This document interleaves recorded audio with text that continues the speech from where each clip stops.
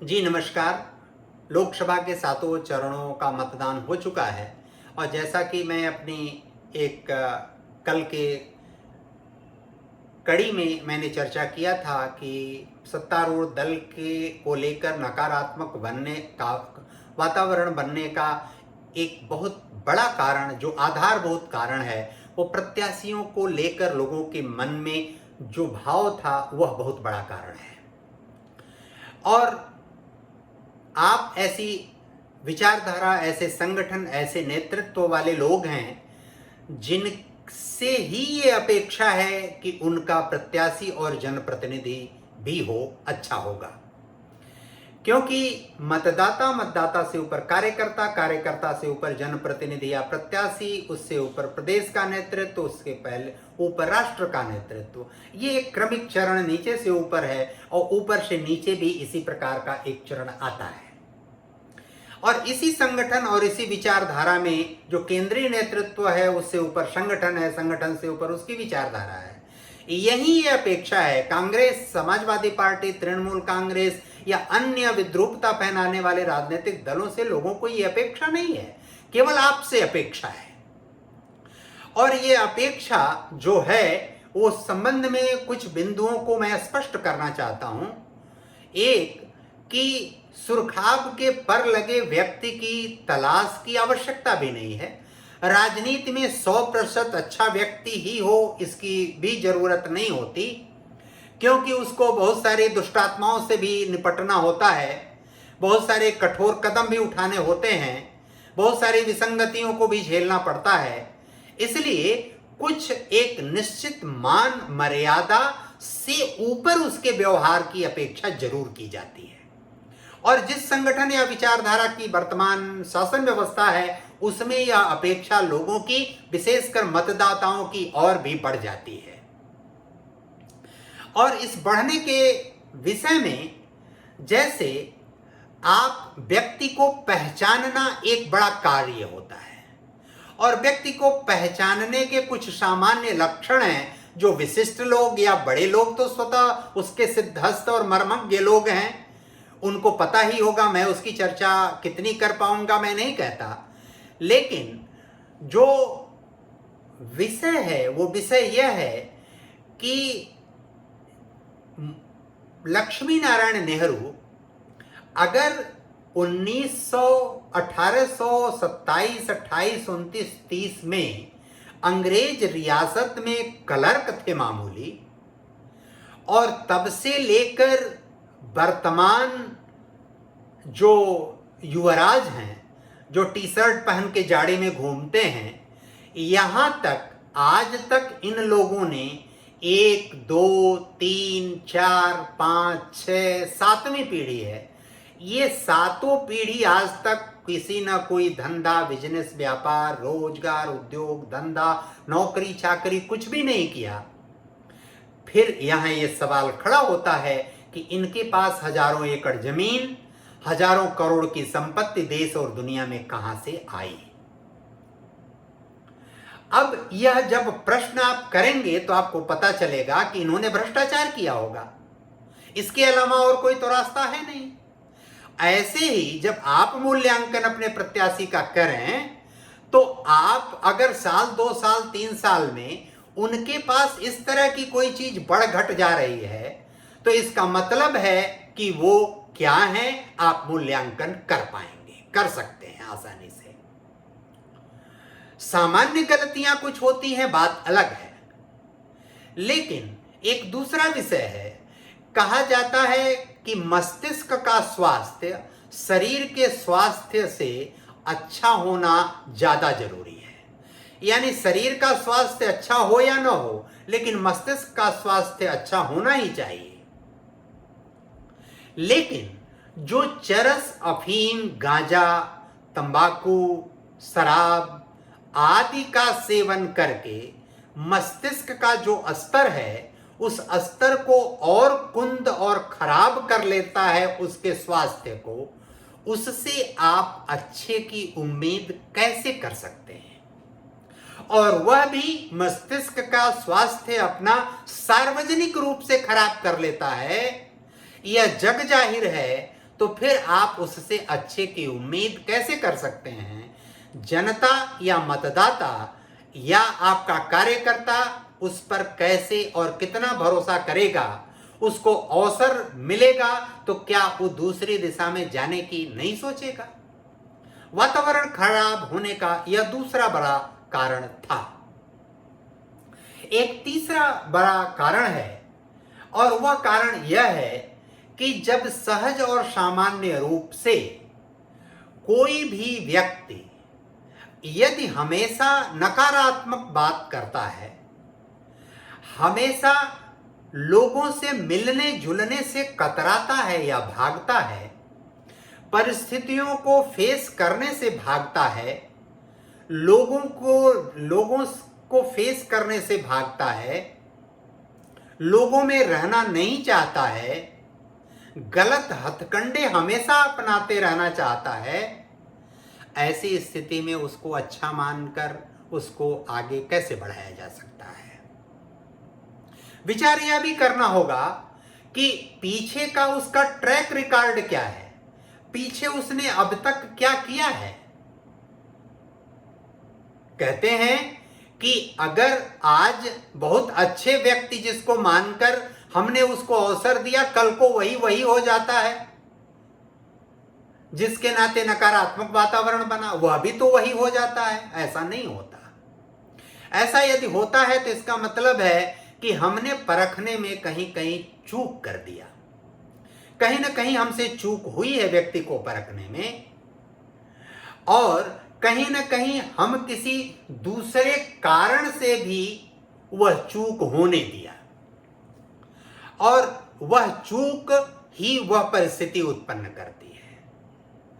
ऐसा हो सकता है कि दूरदर्शी लोग, विवेकवान लोग, राजनीति के सिद्धहस्त लोग, समाज जीवन के सिद्धहस्त लोग अगर चाहेंगे तो 100 निर्णय लेंगे। हो सकता है 2, 4, 5 उसमें गलत भी हो जाए, 100% सभी निर्णय अच्छे नहीं होंगे, लेकिन बहुतायत निर्णय अच्छे हों, यह मतदाता और कार्यकर्ता अपेक्षा जरूर करता है। पूर्व में हमने किसी के विषय में जो धारणा मेरी बनी हुई है, निर्णय करते समय भी हमको उसका मूल्यांकन करना पड़ेगा कि उसकी आज की स्थिति, परिस्थिति, कार्य, व्यवहार कैसा है, उसकी निष्ठा संगठन के प्रति, उसकी निष्ठा विचारधारा के प्रति, उसकी निष्ठा नेतृत्व के प्रति, इन तीनों के प्रति वह निष्ठावान होना ही चाहिए। इन तीनों के प्रति यदि निष्ठावान है तो निश्चित रूप से वो गलतियां नहीं करेगा। इन तीनों के प्रति एक साथ अगर निष्ठावान है तो वो गलतियां नहीं करेगा। संगठन और विचारधारा अमूर्त सत्ता है, नेतृत्व मूर्त सत्ता है। इसलिए संगठन और विचारधारा का नेतृत्व से कोई टकराव भी नहीं संभव है। जब हम कहते हैं या कोई भी कहेगा कि विचारधारा, संगठन और नेतृत्व इन तीनों के प्रति निष्ठा, समर्पण और लगन है, इसका मतलब अपने आप होता है कि विचारधारा और संगठन तो स्थापित है, उसमें प्रतिदिन या रोज रोज कोई परिवर्तन संभव नहीं है। इसका आशय होता है जब विचारधारा, संगठन और नेतृत्व के प्रति निष्ठा का अर्थ ही होता है कि केवल और केवल नेतृत्व के प्रति निष्ठा, क्योंकि वह नेतृत्व ही विचारधारा और संगठन को सजोकर, संवार कर लेकर आगे बढ़ता है, वही मार्ग प्रशस्त करता है, वही पथ प्रदर्शक और मार्गदर्शक बनता है। तो नेतृत्व के प्रति यदि निष्ठा है, विचारधारा और संगठन के प्रति निष्ठा है, तो गलती करने की संभावना बहुत घट जाती है, कम हो जाती है। क्योंकि राजनीति में उत्तरजीविता, लॉन्गेविटी बहुत महत्वपूर्ण आयाम है।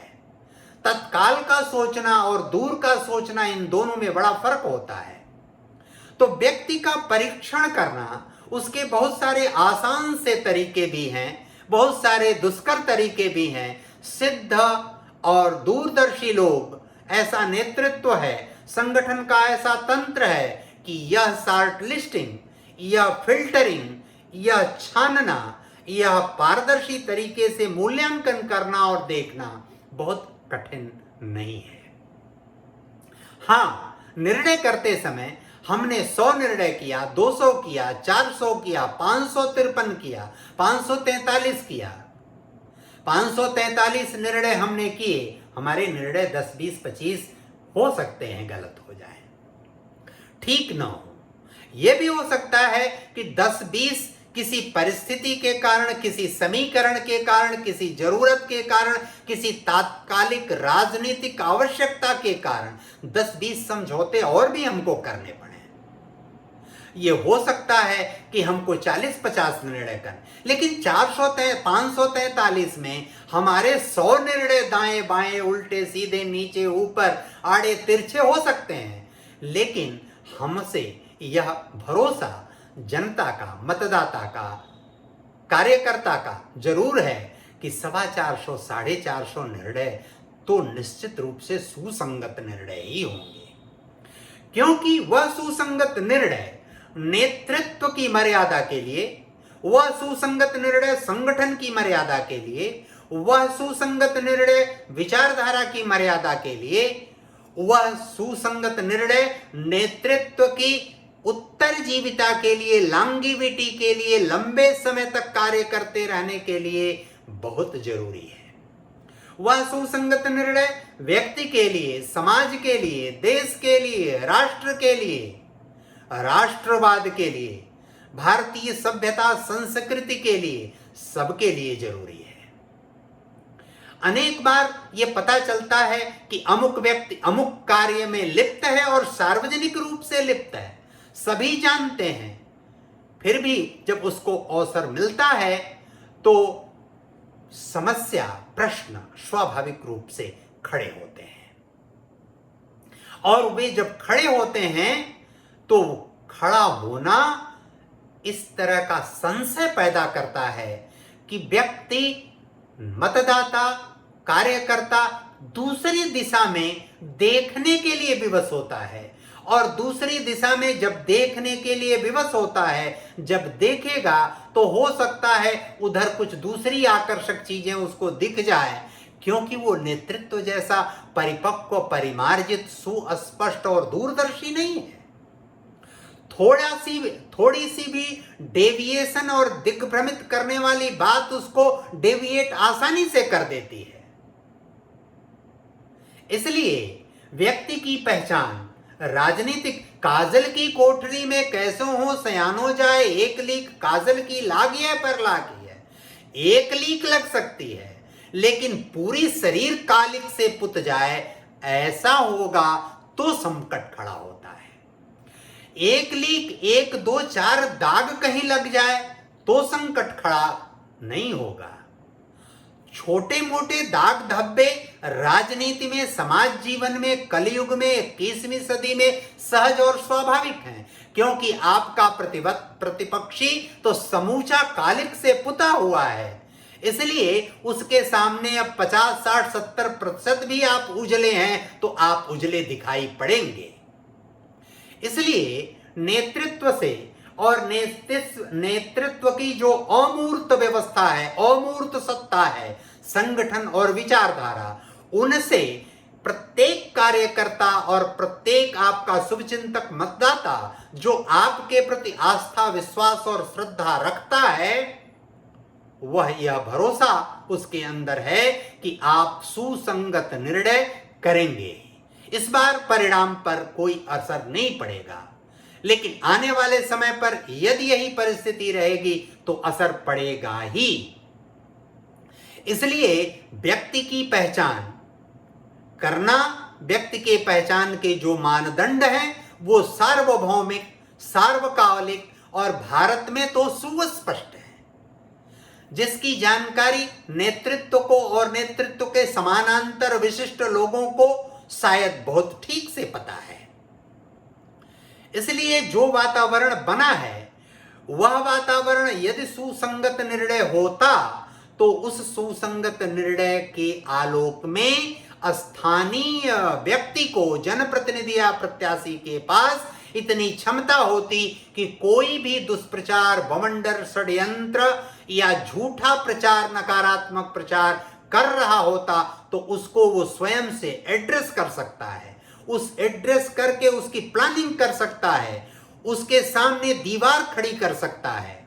यह अवसर, यह परिस्थिति आने वाले समय में ले आना नेतृत्व और नेतृत्व के समानांतर जो इकाई है, जो व्यवस्था है, जो तंत्र है, उसका यह दायित्व है। ऐसा कहने का मैं अधिकारी नहीं हूं, लेकिन ऐसा करें इतना निवेदन मेरा जरूर है। धन्यवाद, नमस्कार।